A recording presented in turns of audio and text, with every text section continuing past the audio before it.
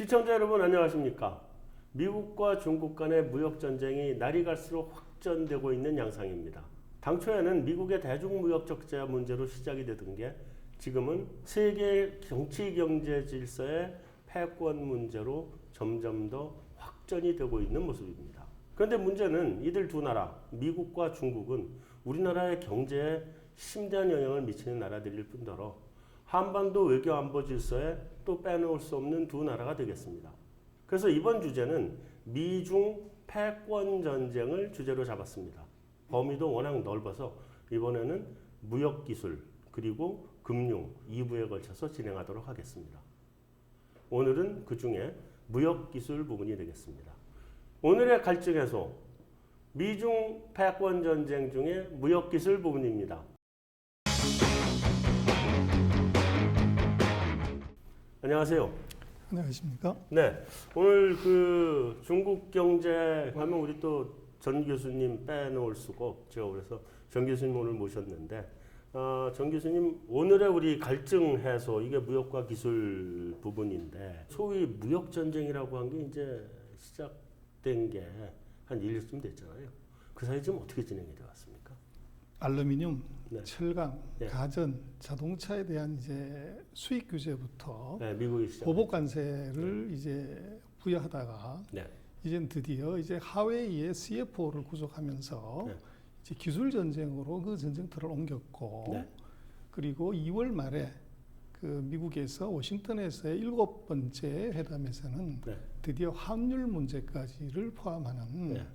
이제 어떻게 보면 이 통상 문제에서 네. 그리고 기술 문제로 그리고 환율 문제까지 터치를 이제 한 단계로 보여지고요. 이 세 가지 전쟁에서 어느 하나도 네. 마무리된 것은 없고요. 네. 이제 본격적으로 시작을 했다. 그렇게 볼 수 있을 것 같습니다. 그러니까 당초에 미국이 중국의 그 수입에 대해서 관세를 매겨서 규제를 시작을 했고 거기에 대응해서 중국이 미국의 농산물 수입에 대해서 또 관세를 매기겠다. 그러니까 미국의 트럼프 대통령이 거기에 또 뒤지지 않고 야 그럼 전체 한번 다 때려볼까? 어떻게 보면 강공책으로 나온 거고 그러면서 이제 사실은 그렇게 서로 공포탄 날려가면서 뒤로는 또 협상을 계속 해왔던 거잖아요. 그렇습니다. 네, 이 본질적인 이유가 무역 불균형인가요? 무역 불균형이 미국의 대중 무역 적자가 전체 미국 무역 적자의 대부분을 차지하고 있는 상황이잖아요.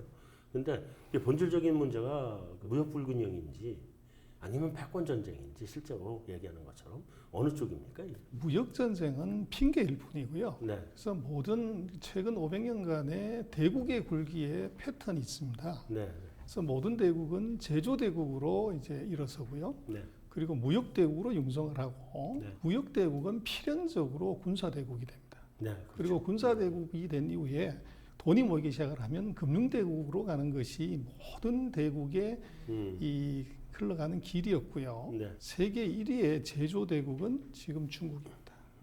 세계 1위의 무역 대국도 중국입니다. 그렇죠. 세계 1위의 군사 대국은 미국이지만 2위가 중국이고 네. 금융 마찬가지로 사이즈로 보면 미국이 1위, 중국이 2위입니다. 네, 그래서 대국이 가는 길로 놓고 보면 중국과 미국은 필연적으로 이제는 군사 대국, 금융 대국에서 충돌을 할 수밖에 없는 단계에서 네. 지금 미국이 드디어 칼을 뺀 것이죠. 그래서 처음 제조부터 손을 대기 시작을 했고 과도한 무역 흑자를 핑계로 전쟁을 시작한 것이죠. 미국의 패권국 지위에 지금 위기감을 느끼고 있는 건가요? 아니면 중국이 아직 그 정도는 안 되는데 이렇게 좀 올라올 싹을 보이니까 미리 그냥 두들겨 팬다. 뭐 이런 상황인 거예요, 현재 상황.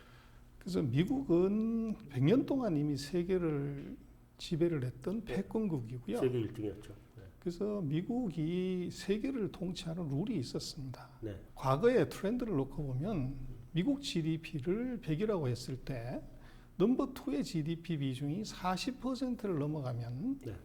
이 미국은 반드시 넘버 2를 좌초시켰습니다. 그래서 70년대에 보면은 소련이 네.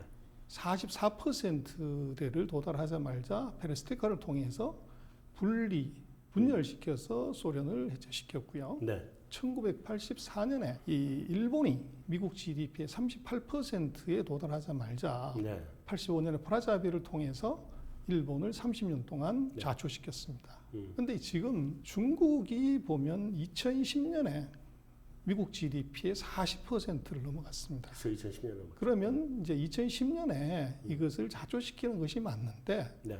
2018년에 이제 미국 GDP의 거의 65% 되는 단계에서 트럼프 대통령이 중국을 어떻게 보면 좌초시키는 노력을 시작한 것이죠. 네. 그래서 왜 지각을 한 거냐 하는 것은 간단한데 2009년에 미국에서 월가가 네.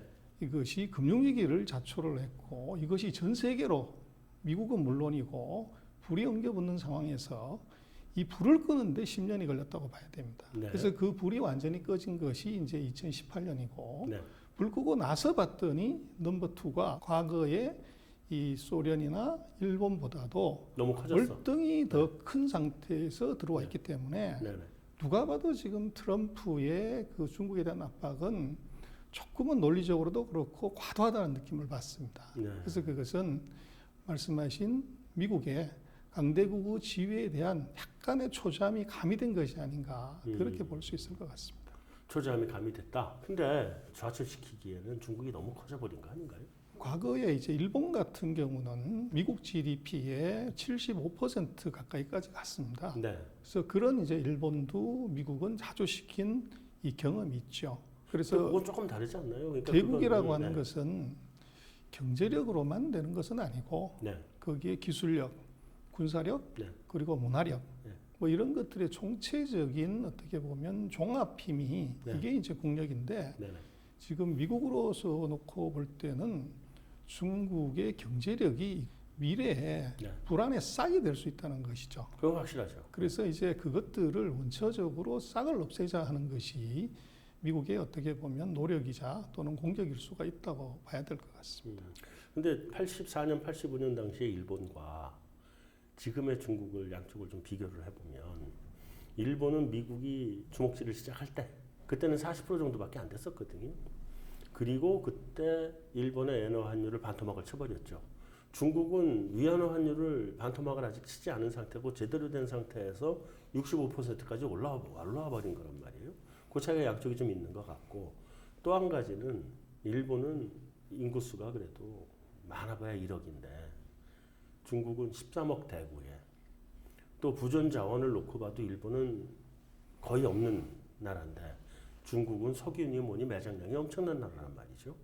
그래서 중국은 단독으로 살아도 잘 살 수 있는 나라고 그 정도면 물론 지금은 무역을 안 하면 살기 힘든 나라긴 합니다만 그래서 일본에 대한 접근과 중국에 대한 접근이 미국이 어떻게 보면 좀 달라야 될 것 같다는 생각이 든다는 거죠. 그렇습니다. 회의 많이 하는 회사치고 잘 되는 회사가 없다고 얘기를 하는데 네네. 회담도 차수가 많이 길어지는 회담은 그건 잘 되고 있는 회담이 아닙니다. 그렇죠. 그래서 이번에 미중의 그 무역 관련되는 협상을 놓고 보면 네. 세계 최강의 힘을 자랑하는 미국이 네. 뭐 단 3번의 끝을 내도 이것이 속 시원하다고 얘기할 수 어려운 그런 상황인데 네. 지금 7차례 회담을 했지만 결론이 안 아직도 나오고. 결론이 나지 않았다는 거죠. 네네. 이게 이제 결국은 말씀하신 대로 중국이 과거의 일본이나 소련과는 달리 호락호락하지 않다는 것을 반증하는 것이고요. 네. 그리고 이제 그것이 미국을 조금 더 이제 성급하게 하고 과도하게 하게 하는 요인이 됩니다. 근데 네. 근본적으로 미국하고 중국을 이제 싸움을 이렇게 지켜보면 과거 일본하고 다른 점이 크게 보면 3가지 정도만 지적한다고 하면 첫 번째는 왜 일본은 프라자 합의를 통해서 환율을 일거에 53% 절상시킬 네. 이제 이런 조치를 받아들였냐 하는 것입니다. 음. 그래서 이것은 첫 번째로 뭐냐면 일본은 국방을 이걸 미국에 의존했기 때문에 네. 상대가 목에 칼을 들이대고서 사인을 할 것이냐 목을 베일 것이냐를 강요했을 때 선택의 여지가 없었다는 것이죠. 그렇죠. 근데 그 차원에서 보면 중국은 국방을 미국에 의존하지 않고 있습니다. 네. 그래서 두 번째로는 일본을 이제 그 좌초시킨 큰 요인은 통상 마찰이나 보복 관세가 아니고 네. 환율이었습니다. 네. 그리고 어떻게 보면 그 환율과 같이 부동산 법을 주식 법을 만들어서 이것을 꺼트리면서 일본 경제를 나락으로 떨어뜨리는데 그 네. 전제 조건은 뭐냐 그러면 외환 시장과 금융 시장이 개방되어 있고 자유화되어 있다는 것이죠. 네, 그런데 중국은 외환 시장도 열려 있지가 않고 네, 자본 시장도 아직 아주 일부를 열어놓기는 했지만 네, 이것이 완전히 개방되어 있지 않기 때문에 미국의 거대 자본이나 투기 자본이 함부로 들어왔다 나갔다 할 수가 없다는 겁니다. 그리고 세 번째로는 이제 왜 회담이 자꾸 길어지고 중국이 이 합의에 네.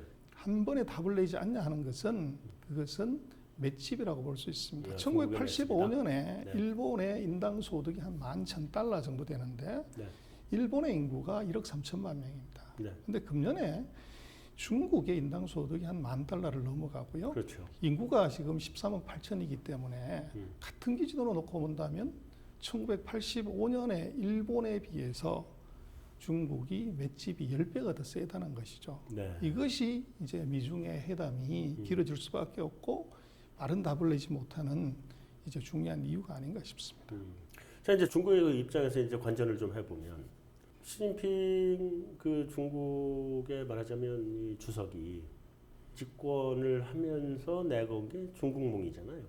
그리고 아마 곧바로 중국 제조 2025를 내세웠는데 이게 그 중국이 지금 미국 주도의 그 어떻게 보면 팍스 아메리카나의 도전장을 내민 거라고 봐야 되죠. 그렇습니다. 정말로 중국이 세계에 대한 어떤 그 패권의 야망을 보여준 것은 2017년에 2기 정부가 출범하면서 네. 시진핑 주석이 조금 더 디테일하게 중국의 꿈을 다시 한번 그 리바이벌을 합니다. 네, 거기서 세게 이제 내놨죠. 얘기를 하는 것이 뭐냐면 2035년에 중국은 경제적으로 세계 1등을 도달하고 네. 2050년에 군사적으로도 세계 1등을 도달한다. 근데 이제 이것이 그 서방 세계나 일반인들에게는 잘 알려지지 않는 이유는 중국의 특징은 굉장히 추상적으로 표현을 합니다. 그렇죠. 그래서 숫자 하나가 없고 목표에 대해서도 애매모호한 단어를 쓰기 때문에 네. 그것이 중국의 세계 경제 패권을 장악하고 군사 패권을 장악한다는 것을 다른 서방 세계가 조금 이해하기 어려운 점이 있었다는 것이고 네. 중국이 정식으로 그런 야망을 내보인 것은 2년 전인 2017년이라고 봐야 됩니다. 근데 분발유의라고 하나요? 그러니까 내 시진핑이 이제 내걸었는데 이게 이제 우리말로 하면은 떨쳐 일어나서 내가 해야 될 일은 하겠다. 세계 1등으로서 할 일을 하겠다. 이렇게 들린단 말이죠, 지금. 그런데 등소평이 절대 도강양회해라. 시진핑이 다 뒤집어 버렸단 말이죠. 근데 좀 아직 잃는 거 아닌가요? 제가 보는 중국의 군사력 또 중국의 기술력, 물론 지금 경제 사이즈가 크긴 합니다만 무역의 의존도 너무 크고 뭐 이런 여러 가지 금융의 기술 수준 이런 것들로 봐가지고는 아직 미국하고 1대1로 한번 해보겠다고 하기에는 조금 힘이 딸리는 거 아닌가 싶은데 조금 더 최소한은 5년, 10년은 더 도강양회를 했어야 되는 거 아닌가. 그렇습니다. 이제 그런 그 도강양회가 나온 배경을 잠깐 볼 필요가 있는데요. 네. 그래서 등소평 같은 경우는 이미 1900년대 초반에 네. 프랑스에서 유학을 했습니다. 네. 그리고 이제 소련에서 유학을 했고요. 네. 그래서 당시에 1900년대 세계 중심은 그것은 뭐 유럽이었고 당연히 네. 거기에서 전 세계에서 가장 가난한 나라의 시각으로 놓고 보면 앞으로 100년이 가도 이 중국은 이것이 힘을 길러야 되는 단계지 그것이 떨쳐나서면 안 된다는 것을 이제 느낀 거죠. 그렇죠. 네. 그래서 이제 등소평이 이제 도강양회라 어둠에서 이제 힘을 기르고 네. 적어도 앞으로 100년 가까이는 이제 이런 식의 태도를 유지하는 것이 좋다는 얘기를 했습니다. 네. 근데 이제 상황이 어떻게 바뀌었냐 그러면 그 사이에 네. 1990년 대비해서 지금 2018년을 놓고 보면 당시에 미국과 대비해 보면 1인당 GDP가 1%밖에 되지 않던 중국이 지금 15%로 15배가 늘었고 네. 그리고 그 사이에 저 10위권 밖에 있던 세계 경제에서 위상이 지금 미국 다음에 넘버 2가 됐습니다. 네. 그래서 문제는 뭐냐면 왜 시진핑은 이 등소평의 얘기를 따르지 않냐고 하면은 그것은 상황의 변화라고 볼 수 있습니다. 그래서 예전에는 1%, 6%였을 때는 다른 나라 뒤에 숨어서 있을 수가 있었지만 이제는 미국 다음이기 때문에 숨을래야 숨을 데가 없다는 겁니다. 이렇게 안 해도 두들겨 맞을 그렇죠. 수밖에 없다. 그래서 그것이 그렇다고 해서 숨어서 가만히 있다고 해서 미국이 안 두드릴 거냐? 그렇게 보지 않는다는 거죠. 그렇죠. 그래서 지금 중국 지도자의 판단은 숨을 데가 없다. 그리고 지금 과거와는 상황이 지금 달라졌다. 미국한테 복종하는 태도를 보이는 것보다는 당당한 태도가 국가적으로도 이게 의미가 있고 또 어떻게 보면 국제적인 레벨에서 보더라도 네. 중국의 세계에서의 공헌도 책임감 이런 걸 얘기를 한다고 하면은 네. 그것은 당당하게 나가는 것이 맞다. 이제 그렇게 보는 것이죠. 중국몽이라고 하는 게 지금 중국 사람들의 일반적인 희망사항 아닌가요? 그거를 갖다가 시진핑이 대신 얘기해주는 그거일 수도 있을 것 같은데. 한국도 코리안 드림을 꿈꾸지 않습니까? 그렇죠. 네. 그래서 모든 강대국을 꿈꾸는 그 열망은 그것은 어느 나라든 마찬가지인데 네. 중국은 그 역사를 놓고 보면 예수님 태어나서 1840년 아편전쟁 때까지 이 아시아의 강자이자 세계의 강자였습니다. 세계 1등이었죠. 그래서 단일 국가로. 중국은 애초부터 패권자의 DNA가 깊이 박혀 있는 나라입니다. 네. 그래서 지금 이제 갑자기 뜬금없이 차이나 드림이 나온 거냐 그렇게 보시진 않고 네. 서방 세계는 중국이 굴기한다. 차이나 라이징을 얘기하지만 중국은 그것이 아니라 1840년 아편전쟁 그 즈음에 청나라 때의 GDP가 전 세계 GDP의 33%를 자랑할 정도로 지금 네. 미국의 GDP보다 더 컸다는 것이죠. 네, 유럽 전체보다 컸으니까. 그렇습니다. 그래서 지금 중국이 바라보는 것은 차이나 라이징이 아니고 네. 차이나 리라이징이다. 우리는 우리 자리를 다시 찾아가는 것이다. 음. 이렇게 이제 논리를 세우는 것이죠. 네. 그래서 역사라는 것이 뭐 그대로 반복되는 건 아니지만 네. 중국이 그 차이나 드림 세계 패권에 관한 자기식의 설명 주장은 차이나 리라이징이다. 이렇게 네. 봐야 될 것 같습니다. 자, 중국이 이제 다시 옛날에 그런 위상을 찾아가는 것이든 아니면 서방 세계가 보는 중국이 일어나는 것이든 어느 것이든 간에 제일 근본적으로는 이제 기술력이 뒷받침돼야 갈 수 있는 거잖아요. 중국이 이제 기술 패권국인 미국을 뒤집어 보겠다 하고 뭐 달나라에 우주선도 쏴서 달 뒤쪽에 미국은 한 번도 안 해봤던 달 뒤쪽으로도 가서 이렇게 통신도 하고 이런 상황까지 왔는데 그 기술 패권이 지금 어디 정도까지 일단은 갈 수 있을 것 같아요. 보통의 나라는요 자동차를 만들고 네. 그 다음에 스마트폰을 만들고 네. 그 다음번에 항공모함을 만들고 비행기를 만들고 네. 그리고 우주선을 만들고 우주정거장을 만듭니다. 네. 네. 근데 중국은 아직 자동차 엔진을 만들지 못합니다. 네. 그리고 스마트폰도 이게 애플이나 삼성에 비해서 수준이 떨어집니다. 네. 근데 재미난 것은 중국은 항공모함을 만들었고 그리고 우리가 지금 구매하려고 하는 스텔스기를 네. 이걸 만들어서 수십 대를 이미 운행하고 있고요. 네. 달에 올라가는 우주선을 만들었고 중국은 1년에 한 두서너 번 유인 우주선을 심심할 때마다 쏘아 올립니다. 그래서 한국이 IT 강국, 기술 강국 얘기를 하지만 우리가 잘하는 것은 자동차와 핸드폰 정도고 자동차 만드는 기술 가지고 항공모함 만들 수 있겠습니까? 핸드폰 만드는 기술 가지고서 우주선 만들 수 있냐는 거죠. 그래서 중국의 기술 강국이라고 하는 것을 핸드폰이나 자동차나 가전으로 보면 안 된다. 너무 과소평가하면 안 된다. 그렇죠. 네. 그래서 중국의 이 기술이 이것이 어디서 온 기술이냐? 미국이, 일본이, 유럽이, 한국이 준 게 아닙니다. 독자 기술입니다. 네. 서방 세계가 바라보는 중국의 기술, 일반적으로 보는 낮은 기술 수준이라고 하는 것은 민생용을 얘기를 하는 것이고 네. 군사 첨단 기술에 있어서는 이것은 중국의 기술은 이미 미국을 위협할 정도가 돼 있다고 봐야 됩니다. 그리고 지금 이제 미국이 네. 제일 관심 갖는 것은 1차, 2차, 3차 산업혁명에서 2차 산업혁명과 3차 산업혁명에서 미국이 선두주자였고 패권자였습니다. 진검승부는 4차 산업혁명인데 4차 산업혁명 아직 어느 누구도 선두에 나온 것이 없는데 네.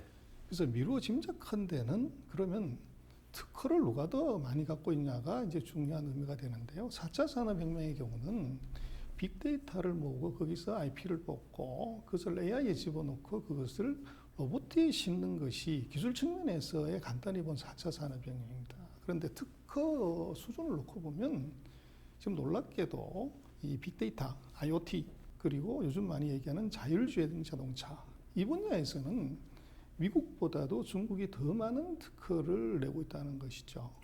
그래서 미국 입장에서는 4차 산업혁명에서의 이 중국의 추월 또는 추격 이것을 원천적으로 봉쇄해야 될 필요성이 이제 대단히 이제 가까이 와 있고 이것은 굉장히 시급하다고 보는 것이죠. 그래서 지금 화웨이 때리기를 그렇게 하고 있는 건가요? 5G 통신 장비에서 세계 선두를 달리고 있는 것이 바로 화웨이입니다. 네. 화웨이라는 이 민영 기업의 CFO를 하나를 구속을 시켰는데 그러니까요. 전 세계 주가가 다 떨어졌습니다. 네. 미국이 선수라는 것은 바로 화웨이를 집어서 중국을 꼼짝 못하게 했다는 겁니다. 어떤 민간 기업의 CFO가 범법 행위로 인해서 구속이 됐는데 거기에 국가 외교부 대변인이 성명서를 내는 아주 특이한 현상이 발생했습니다. 이 얘기는 무슨 얘기냐면 미국은 중국의 IoT나 4차 산업혁명의 인프라 자체를 이걸 억제, 제지하겠다는 의지의 표현이라고 봐야 됩니다. 근데 미국이 그럼 화웨이를 이번에 잡으면 5G에서도 주도권을 쥐고 간다는 건가요? 그것이 미국의 전략이죠. 5G의 인프라가 되는 통신망 자체를 이것을 이제 건설하는 것을 막겠다는 것이고 화웨이 이전에 ZT라는 회사를 미국이 제재를 했습니다. 이란과의 그렇죠. 불법 거래로. 그때 뭐를 했냐고 그러면 7년 동안 미국산 반도체를 ZT에 팔지 말라는 이제 명령이 내려온 거죠. 그래서 ZT가 거의 상장 폐지 단계까지 갔고요.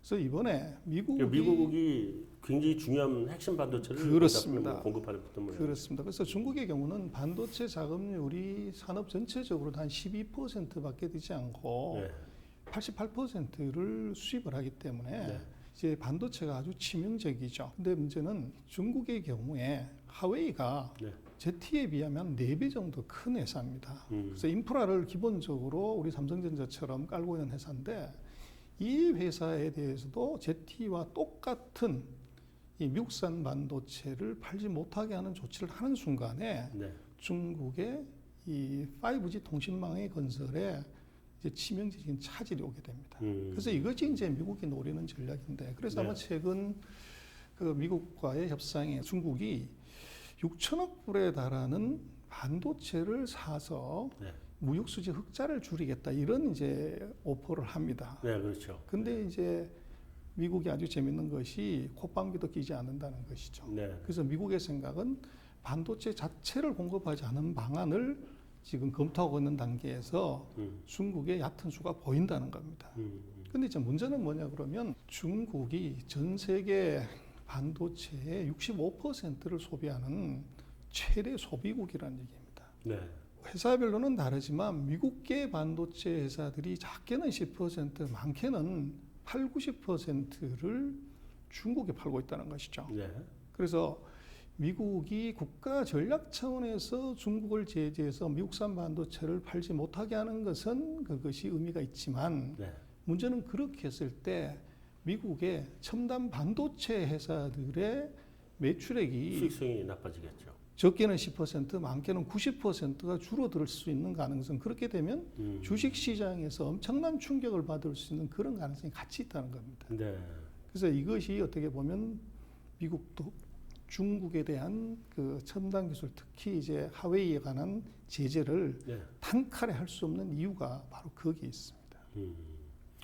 자, 어쨌든 그 미국이 중국의 하이테크 산업을 때리기를 지금 하고는 있는데 말씀하신 것처럼 미국의 기업들도 타격을 받기 때문에 이렇게 쉽게 때리기는 어렵다.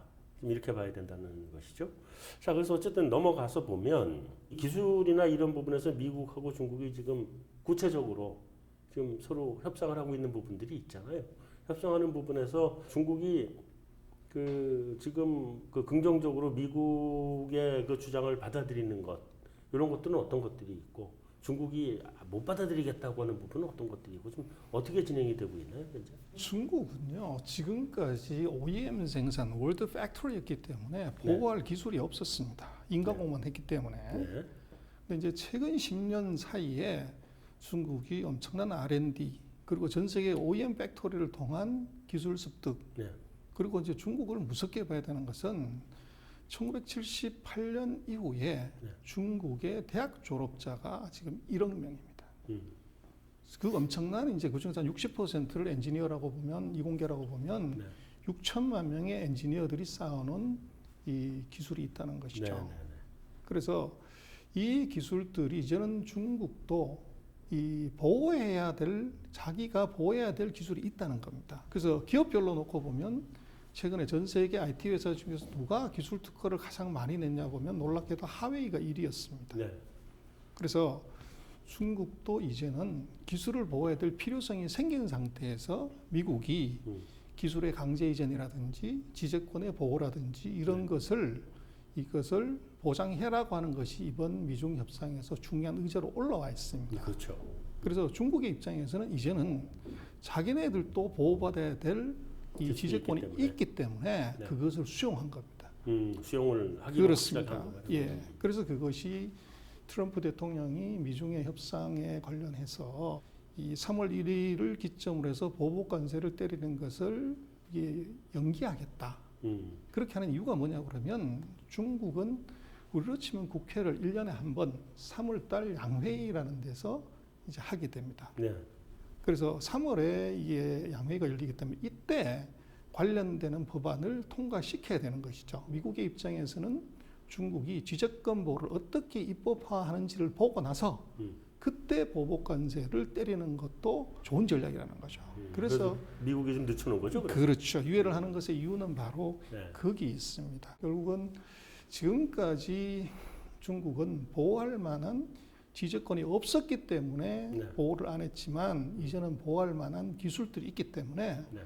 일정한 부분 미국의 요구사항을 받아들이게 됐고 그리고 이제 거기에 어부지리가 미국 이외의 다른 나라들도 똑같이 적용을 받기 때문에 네. 중국이 한국 기술을 도용하거나 무단으로 쓰거나 또는 강제 이전을 요구하는 것 자체가 이제 상당 부분 이 부분은 법제화되고 네. 이것이 이제 보호를 받게 되는 그런 결과가 오게 된 거라고 보십니다. 네, 방금 이제 뭐 지적재산권이나 기술하고 관련된 부분에 미국과 이제 협상이 순조롭게 잘 진행된다. 그리고 이번 양회에 법제화한다. 이렇게 되면 사실은 법제화를 하면 우리나라도 다 혜택을 볼 수도 있고 한 것이긴 합니다만 중국 사람들이 너무 힘에 의해서 국제 정치나 국제 질서에 이런 대응을 하는 그런 경향이 있는 나라고, 그래서 자기보다 힘이 약한 한국 안 들어주고 무시해버리고 힘이 센 미국 들어주고 이렇게 할 가능성이 굉장히 커 보이는데요. 우리가 꼭 보호받는다고 할 수 있을까요? 중국이 저 사드 사태 때 롯데한테 하는 것처럼 충분히 그렇게 하고도 남을 것 같다는 생각이거든요.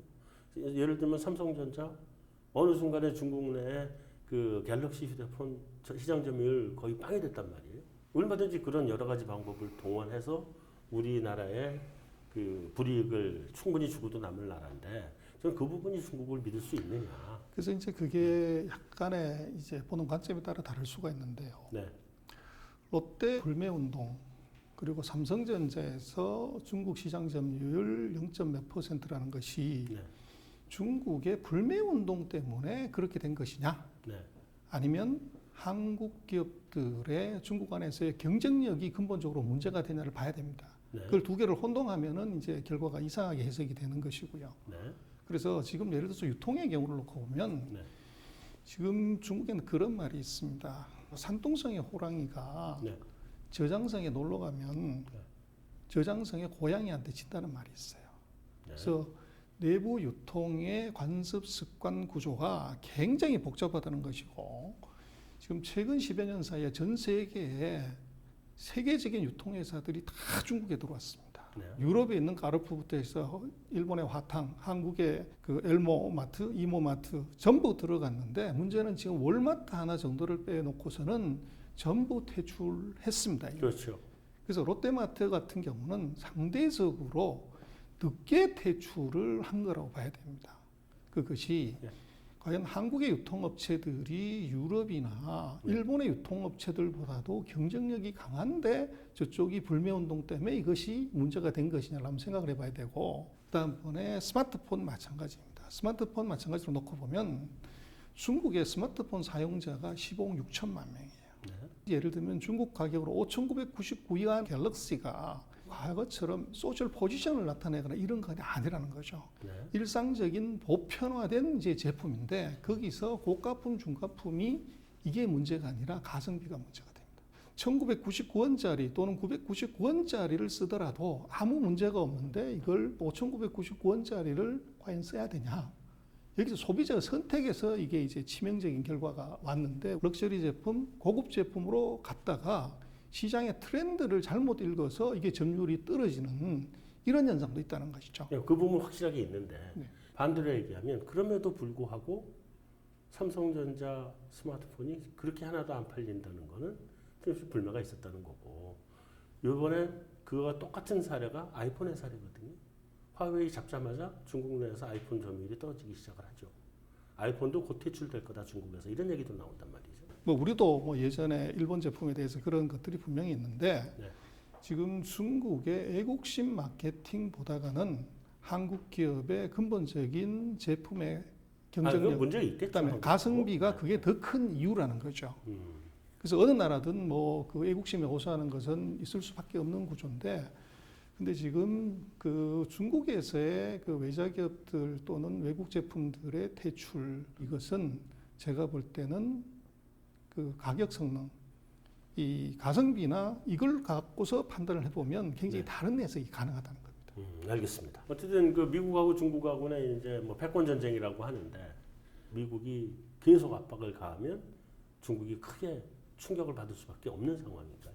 거기에 따라서 당분간은 향후 뭐 최소한 몇 년간은 그 진로가 결정이 될 것 같은데. 예, 그래서 이제 중국의 경제에 관한 오해 중에 하나는 중국은 이제 수출 안 되면 망하는 나라다, 이렇게 이제 많이 인식을 합니다. 근데 과거에는 무역이 전체 GDP 한 64%까지 갔고 지금은 그것이 한 32%, 34% 수준으로 떨어졌습니다. 3분의 1 정도밖에 안 되는 거죠. 그래서 이 66%가 내수로 이게 운영이 되기 때문에 무역 의존도가 떨어졌다. 그리고 이제 수출이 안 되면 이제 큰일 날 것 같지만 중국의 GDP에서 수출이 차지하는 비중이 18%입니다. 그리고 이제 대미 수출이 차지하는 비중이 3.6%예요. 그래서 이게 완전히 0이 된다고 하더라도 GDP는 3.6 정도로 떨어지는데, 문제는 지금 왜 트럼프가 저것이 2천억 불에 대한 보복 관세를 10%에서 25%로 올려놓고서 압박을 하면 월등히 더 유리한 결과가 나올 것인데 왜 이것을 화끈하게 안 하냐 하면 그 이면에는 뭐가 있냐고 보게 되면 그 2천억 불의 대부분이 일상용품입니다. 3억 2천만 명의 거대한 인구가 쓰는 일상용품을 전 세계 최저 가격으로 공급할 수 있는 나라가 있다고 하면 중국산 제품에 대한 보복관세 25%는 유효해요. 근데 문제는 전 세계에서 그런 대량의 제품을 최저 원가로 공급할 수 있는 나라가 없다는 것이죠. 그래서 보복관세를 25% 때렸을 경우에 그 보복관세의 효과가 미국의 소비자한테로 이것이 전가될 수 있다는 겁니다. 그래서 재미난 것이 아마 한 3년 전인가요? 어떤 그 여기자 출신의 미국 분이 그 메이드 인 차이나 없이 살아보기라는 실험을 해봤습니다. 그랬더니 한 달을 못 버텼어요. 그래서 아주 간단한 것은 뭐냐면 이게 월마트에서 파는 제품들의 원산지를 놓고 보면 전체 제품의 46%가 메이드 인 차이나고 19%가 메이드 인 USA입니다. 그래서 이 46%를 보복관세 때려서 스톱을 시키면 이 미국이 견딜 수 있냐 하는 문제가 있는 것이죠. 그래서 이게 이제 그 미중 간의 협상에서 이것이 미국이 한 방에 단칼에 중국을 잡아뜨리지 못하는 이유라고 볼 수가 있고요. 그래서 그것이 이제 미중 관계에서 이것이 왜 협상이 길어지고 이게 중국이 계속 뒤로 버틸 수 있냐는 것에 아마 답이 될 수 있을 것 같습니다. 그렇다는 말씀은 미국이 중국에 대해서 경제 제재를 강화해도 중국이 어느 정도는 버틸 수 있다. 그렇게 봐도 되는 거죠? 무역 전쟁에서 중요한 것은 리더들의 생각인데요. 트럼프는 뭐를 이제 노리냐 그러면 전투에서 승리를 노립니다. 그리고 중국은 전쟁에서 승리를 노리는 것이죠. 그래서 미중이 싸우면 누가 이기냐 하는 문제가 있지만 네. 그것은 낙동강 전투에서 이겼다고 해서 한국전에서 이긴 게 아닙니다. 네. 그래서 절대적인 기준으로 놓고 보면 미국과 중국이 붙었을 때 모든 분야에서 중국은 미국을 이길 수가 없습니다. 네. 그러나 거기에다가 시간이라는 변수를 하나 집어넣으면 상황이 달라진다는 달라질 수 것이죠. 있겠죠. 그래서 이 미국은 이게 이제 그 민주주의의 강점이자 약점이기도 하지만 4년마다 지도자가 바뀌어야 되는 네. 이런 문제가 있고 네. 중국은 2017년 3월에 헌법을 바꿔서 이 이론상으로는 주석이 종신을 할 수 있는 이런 이제 상황이 벌어진 겁니다. 네, 그렇죠. 그래서 이것이 소위 말하는 지배구조에 있어서 이것이 변동성이 있는 나라하고 없는 나라. 그래서 미국 같은 경우는 표심에 목숨을 걸죠. 근데 중국의 경우는 표심이 아니라 당심에 목숨을 겁니다. 중국의 공산당원이 거의 8,900만 명이고 네. 그 예비 공산당원이라 할 수 있는 공천단이 8,700만, 1억 7천만 명 가까운 당원이 있습니다. 그래서 중국 전체 인구 8.9명당 한 명이 이게 당원이에요. 전 세계에 이런 나라가 없습니다. 네. 그래서 표심은 이것은 시류에 따라서 상황에 따라서 이게 바뀔 수 있는데 네. 당심은 이것은 그대로 유지가 된다는 것이죠. 네. 그래서 지금 미중 간의 전쟁에서 패권 전쟁에서 놓고 트럼프는 단 한 번의 전투라도 지게 되면 바로 하야를 해야 되기 때문에 더 강력하게 세게 나오는 것이고 중국은 최종 전쟁에서 이기는 것이 목표입니다. 그래서 이 시간의 싸움에서 누가 이기냐를 더 두고 봐야 되고 거기는 그 사이에 많이 논의했던 기술의 문제, 금융의 문제가 같이 포함이 돼야만이 승부수를 가릴 수 있는데 지금 상황에서 놓고 보면 단기전에서는 저것은 미국의 승이라고 할 수가 있지만 장기전에서 그러냐 그렇게 보기는 지금으로서는 불확실성이 너무 큽니다. 그러니까 미래는 아직은 알 수 없다. 그렇습니다. 예단해서 얘기할 수 없다. 자, 마지막으로 질문 하나만 더 드리겠습니다. 지금 북미 간에 핵 문제를 놓고 지금 협상을 하고 있는 중이잖아요. 근데 중국이 미중 간의 이런 패권 전쟁에서 북한 핵을 좀 카드로 들고 나올 가능성은 있지 않나요? 네, 북한 핵 해결해 줄 테니 미중 간의 패권 전쟁에서 이거는 좀 받아오. 뭐 이런 가능성이 있는 건가요? 그래서 우리가 이제 그 북핵 문제에 있어서 이제 차이나 패싱을 많이 얘기를 합니다. 네네. 그래서 중국이 빠지더라도 이제 모든 협정을 이제 하고서 성공적으로 비핵화를 한다. 문제는 하나 감안해야 되는 것은 뭐냐 그러면 북한하고 중국이 북중 우호조약이라는 걸 이제 1961년부터 맺어서 20년 단위로 연장을 하고 있습니다. 그 안을 자세히 놓고 보면 뭐가 있냐면 첫 번째는 상호 어떻게 보면 이제 그 자동 개입 조항이 있습니다. 유사시에 이 적의 침입을 받으면 이제 군대가 바로 지원을 할 수 있는 시스템. 그리고 또 하나가 뭐냐면 양국의 중요한 이해관계가 걸려 있는 문제는 양국이 협의한다는 얘기였어요. 그리고 부속 조항으로 놓고 보면 중국이 북한에 에너지를 공급하는 조항도 들어 있습니다. 네. 그래서 이 문제가 결국은 중국이라는 문제를 이 제외하고서 네. 이게 북핵 문제를 해결하기 굉장히 어렵다. 우리로서는 중국의 진정한 의도 어떻게 보면 전략이 무엇인지를 네. 이걸 파악하지 않으면 아마도 이것이 결정적인 순간에 네. 이것이 다른 제안으로 나올 가능성이 있다는 것이죠. 네, 잘 알겠습니다. 전병서 소장님 오늘 뭐 무역과 기술하고 관련된 부분 아주 전문적이고 또 박식한 그런 다양한 분야의 말씀 대단히 감사드리고요. 이 다음번에 금융분야도 또 부탁드리겠습니다. 네, 수고하셨습니다. 네, 감사합니다. 네. 자, 패권 전쟁이라고 하는 것은 뭐 그 사전적 정의상 어느 하나밖에는 살아남을 수가 없는 전쟁입니다. 그런 패권 전쟁이 지금 미국하고 중국 사이에 시작이 됐습니다. 근데 패권 전쟁은 결국은 군사적인 우위에 의해서 결정이 되는 것이긴 합니다만 그 군사적인 우위라는 것을 들어가 보면 구체적으로 그 안에 기술 경쟁 또 다른 한편에는 금융 경쟁 이 두 개가 큰 축인 것 같습니다. 그래서 오늘 다뤄본 이 무역 기술 또 뭐 산업 쪽 이런 쪽 기술 경쟁에서는 지금 중국이 굉장히 빠른 속도로 미국을 추격하고 있고 미국이 아직까지 중국을 그래도 누르고 있는 것은 ICT 산업하고 관련된 부분인 것 같습니다. ICT 쪽에 주도권을 누가 쥐고 갈 것이냐, 어느 쪽이 이길 것이냐, 거기에 따라서 이런 패권 전쟁의 결말이 날 것 같습니다. 다음번에는 미중 전쟁 금융 부분으로 다시 찾아뵙겠습니다. 네, 한성원의 오아시스 여기까지입니다. 시청해 주셔서 감사합니다. 네, 감사합니다. 예, 수고하셨습니다. 네.